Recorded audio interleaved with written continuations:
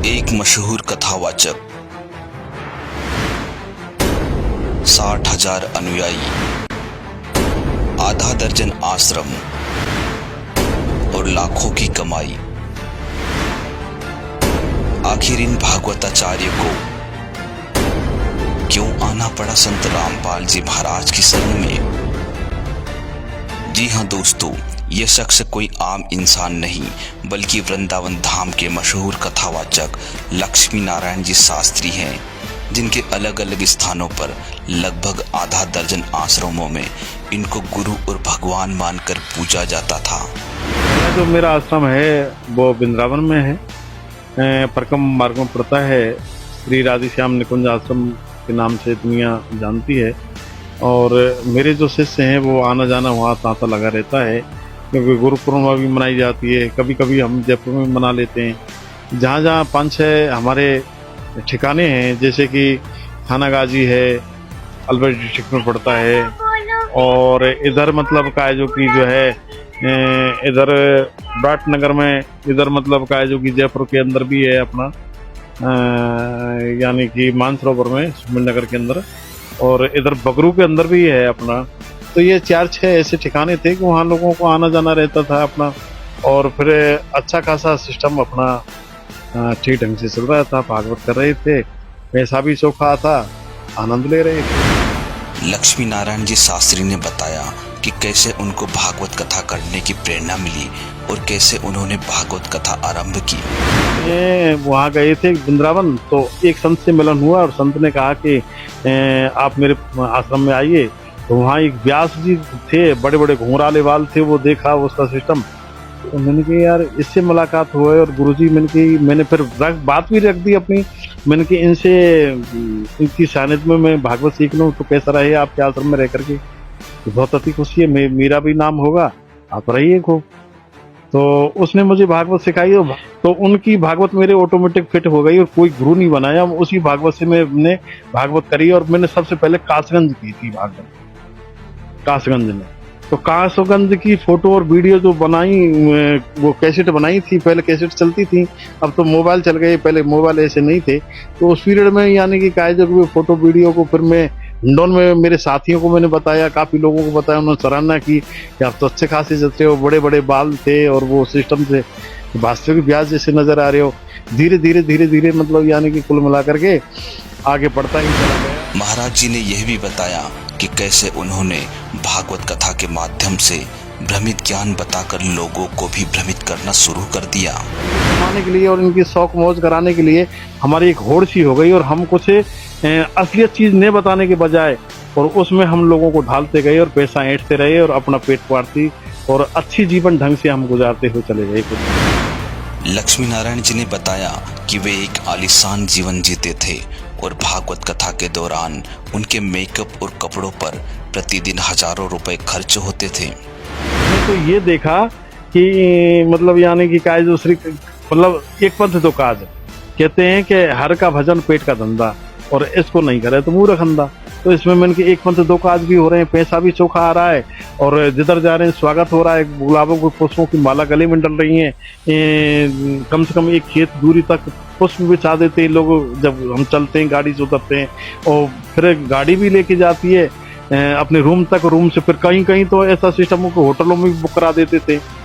हाँ, ये देखा जाता है। हाँ, तो ये देखा जाता है। सुनो, एक होटल में हम जाया करते थे, तो एक दिन का खर्चा मतलब यानी कि हमारे 18 दिन का खर्चा एक होटल में हमको 12 लाख रुपए बैठा। तो मेरा नहीं था वो पैसा, वो कमेटी वालों का था। तो बताइए मतलब यानी कि, और हमारा जो मेकअप हमारा होता था, यानी कि जब हम व्यास गद्दी पे बैठते थे तो 50-60 हजार की हमारी एक ही ड्रेस थी, और हम यानी मेकअप करके हम बैठते थे तो अच्छे लगते थे, हम लोगों को आकर्षित होते थे। तो आकर्षितता पे लोग ज्यादा मोहित हुआ करते थे।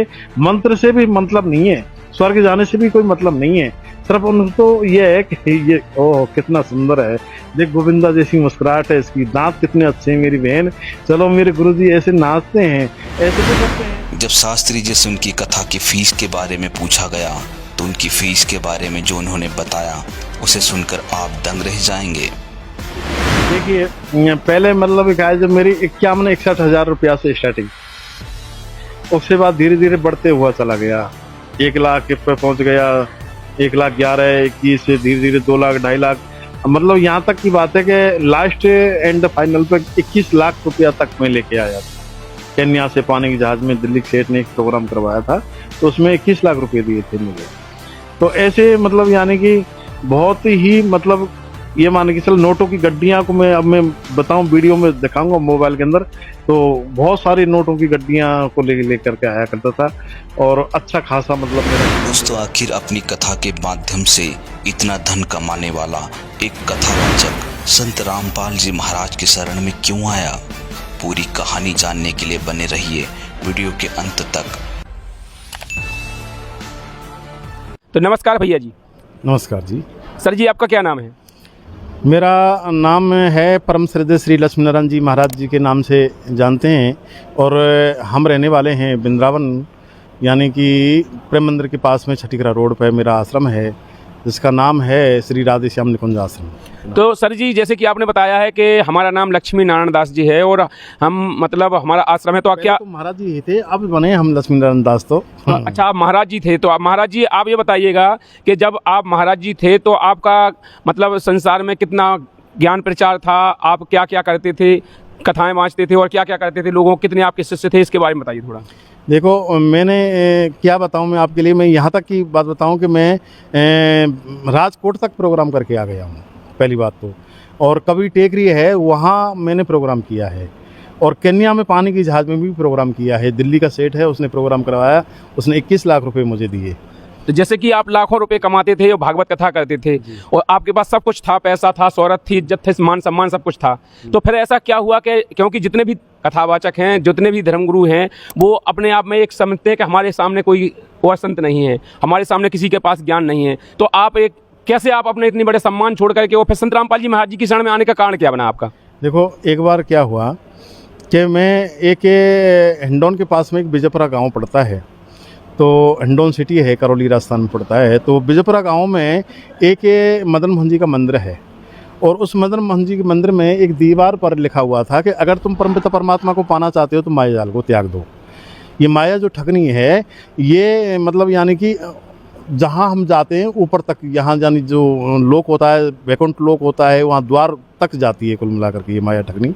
तो इनको त्यागना पड़ेगा, और त्याग में, और भागवत जो हम बांट रहे हैं, और भागवत का भी भावार्थ क्या है, और भागवत करने वाले भी वो त्याग नहीं कर रहे हैं, जबकि भागवत का भावार्थ हर कोई व्यास भी नहीं बता पाएगा, लेकिन हम बता रहे हैं कि भागवत का भावार्थ है कि भा माने भक्ति, और गे माने ज्ञान, बै माने वैराग्य, तय माने त्याग, है ना। अब ये भागवत का भावार्थ है, और जो बांचने वाले हैं ये त्याग नहीं कर रहे हैं, तो छोटे मोटे और लोगों की तो क्या मतलब वो है विसात।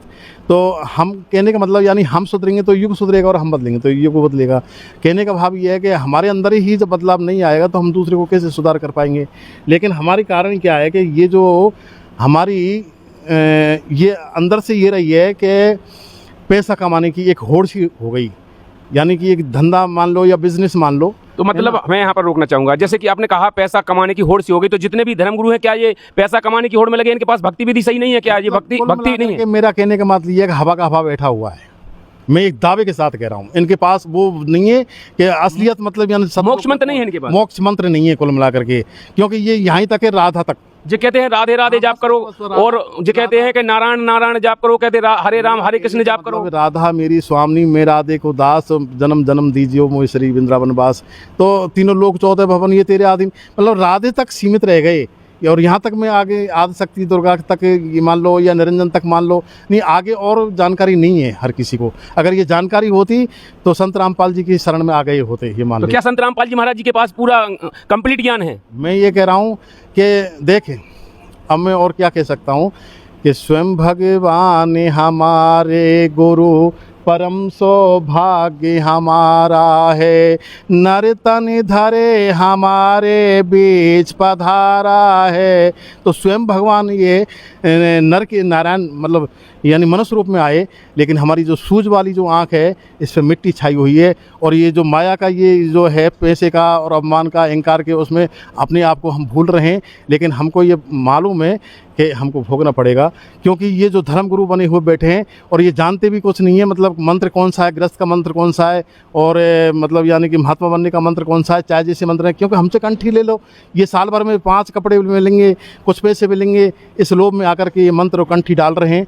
तो ये खुद अपनी गति नहीं कर सकते, पर अब इनके मरने के बाद में इनकी क्या होता है कि मैंने एक सुना है और लोगों के मुँह से भी सुना है और किताब में भी पढ़ा है कि मतलब यानी कि जो ये लोग हैं और ये जो लोगों को बरगला रहे हैं और प्रलोभन में डाल रहे हैं, अंधविश्वास जो फैला रहे हैं, ये क्या है कि मतलब अजगर बनते हैं अगले जन्म में, और अजगर बनते हैं तो ये मतलब उनके लिए कुछ खाने पीने की जगह में तो माटी और कुल मिलाकर यहाँ तक की बात है कि ये जब धीरे धीरे बहुत ज़्यादा जो परेशान हो जाते हैं तो चेटी जो होती है ना, ये वो शिष्य होते हैं, वो चेटी फिर इस अजगर को खाना चालू कर देती हैं कुल मिला करके कि तूने हमारे संग में धोखा किया है, तूने हमको यानी कि गलत रास्ते पर लेके गया है।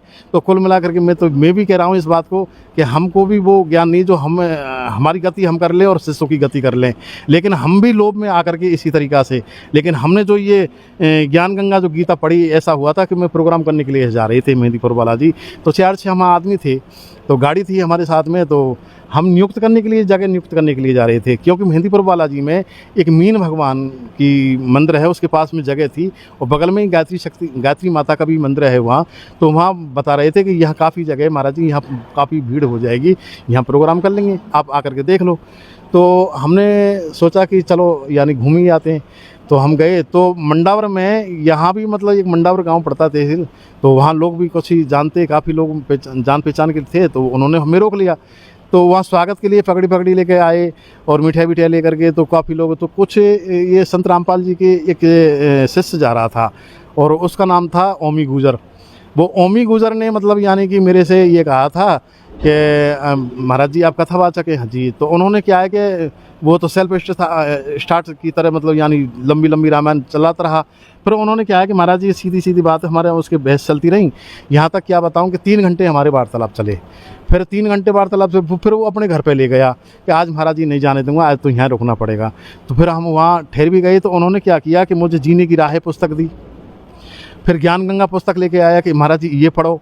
फिर वीडियो मतलब यानी कि सर्च करके और ये यानी सारी बात मतलब हमने पढ़ी, तो हमको एकदम यानी कि 80-50 ने हम भूल गए। कुल मिला करके शास्त्र वास्त्र के जो हमारे अंदर जो ज्ञान था वो सब भूल गए। मैंने कि अब हमारा बचना नहीं है, हम तो वास्तविक पतन की ओर जा रहे हैं। और हमारे साथ में क्या गुजरती, तुरंत ही मतलब हमने यानी कि उनसे कहा ओमी भैया हमको यानी कि कहा जो नामदान केंद्र पे ले चलो और हम गुरु दीक्षा लेंगे। वास्तविक ये पर हम तो पहचान नहीं पाए, हम तो यानी कि लोगों ने ऐसे बरगला ला के और ऐसे वो कर दिया कि संत रामपाल देशद्रोही है, ये है वो है। तो इस तरीक़ा से मतलब क्या है जो कि लोगों की भ्रांतियाँ, और ये आजकल क्या है भीड़ चाल तो है ही है, एक दूसरे को खींच रहा है और ऐसे खींच रहा है जैसे मतलब यानी कि एक ड्रम में 100 केकड़े भरे पड़े हुए हैं, पहला केकड़ा निकलने की कोशिश करा है तो दूसरा केकड़ा उसकी टांग पकड़ के और खींच रहा है। तो इस तरीक़ा से एक वो हो गया। उन्हीं संत वास्तविक ये रामपाल जी हैं, हकीकत में परम पूर्ण ब्रह्म, ये मैं दावे के साथ कहता हूँ। जैसे कि आपने इतने दिन गुरु पद पर रहे हैं आप, तो आपके हजारों शिष्य होंगे जी, तो आप अपने शिष्यों के लिए क्या कहोगे आप? मैं शिष्यों से, और मैंने पहले भी वीडियो बनाई है, इससे पहले बनी है, तो सतलोक के वो है चैनल वाले, तो उनमें भी मैंने कहा था शिष्यों से तो यही कहना चाहता हूँ कि जितने भी मेरे मतलब यानी कि 50-60 हज़ार जो शिष्य हैं, उनसे ये जो जहाँ प्रोग्राम किए वहाँ शिष्य बने, तो उनसे यही कहना चाहता हूँ कि भाई कुल मिला करके हमें आज जो हमें ज्ञान हुआ है, कुल मिला करके या हमारा कोई सौभाग्य समझते हैं हम, जो कोई पुण्योदय हो गया, जो संत रामपाल जी की शरण में आ गया। नहीं हम ने तो हमारा उद्धार ना आपका उद्धार।